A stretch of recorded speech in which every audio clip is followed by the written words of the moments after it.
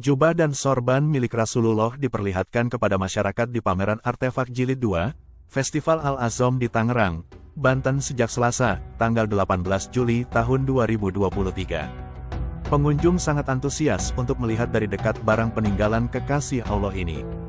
Memandang jubah dengan ukuran besar dan tinggi ini, membuat pengunjung membayangkan bagaimana sosok Rasulullah.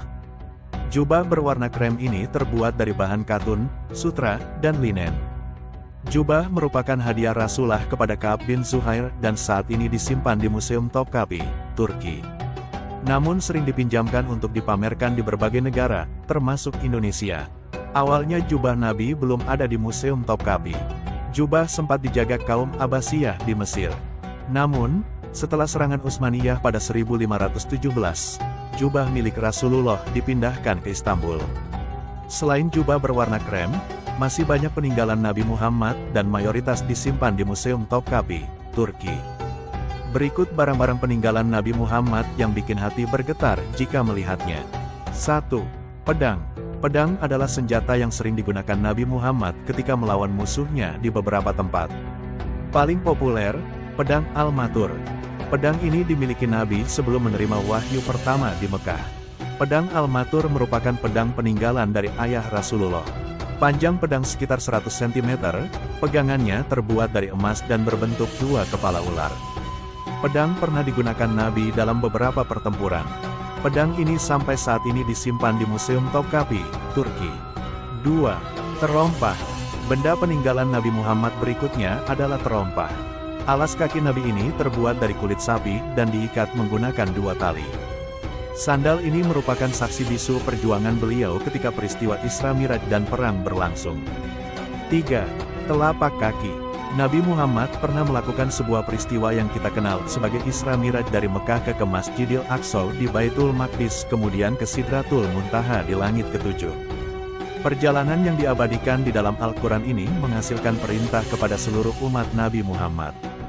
Pada perjalanan tersebut, diceritakan telapak kaki beliau meninggalkan bekas di sebuah batu. Cetakan kaki di batu tersebut lalu dipisahkan dan disimpan di tempat yang berbeda. Kedua cetakan telapak kaki Rasulullah ini, satu disimpan di Istana Topkapi dan satu lagi di Kompleks Masjid Al-Aqsa. 4.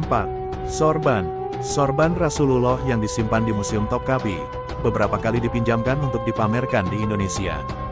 Sorban ini sering digunakan Nabi Muhammad sewaktu masih hidup. Sorban peninggalan Nabi berwarna hijau, karena hijau merupakan warna favorit beliau. Dijelaskan juga dalam Al-Quran Surat Al-Kahf ayat 31 bahwa hijau adalah warna pakaian orang-orang di surga. 5. Cawan, cangkir. Benda peninggalan Rasulullah selanjutnya adalah cawan, cangkir. Cawan terbuat dari tembaga yang mengkilap dan berbentuk cekung dengan ukiran khas Timur Tengah di atas penutupnya. Cawan biasa digunakan Nabi Muhammad untuk minum dan membasuh wajah saat berwudu. Beliau juga membawa cawan ini kemanapun ia pergi. Benda ini masih ada di Masjid Heart of Chechnya, Rusia. 6. Rambut. Sehelai rambut Nabi Muhammad masih disimpan dalam tabung kecil di kota suci Mekah. Benda peninggalan Rasulullah ini merupakan sisa dari perang Uhud, sehingga sampai saat ini masih banyak orang ingin memilikinya. Helai rambut Nabi Muhammad juga dapat ditemui di dalam Museum Topkapi. Helaian ini merupakan janggut milik Nabi Muhammad. Tidak hanya helai rambut, di Museum Topkapi juga menyimpan salah satu patahan gigi Nabi Muhammad, yang disebutkan didapat ketika perang Uhud pada tanggal 19 Maret tahun 625. 7. Surat. Semasa hidupnya, Nabi Muhammad sering menuliskan surat. Mulai dari surat yang ditujukan kepada para raja hingga surat yang beliau tulis untuk rakyat. Contohnya selembar surat dari Rasulullah untuk Najasyi, Raja Habsha. Lalu ada juga surat yang Nabi berikan kepada Kaisar Romawi. Surat bahkan dilengkapi stempel khusus Rasulullah.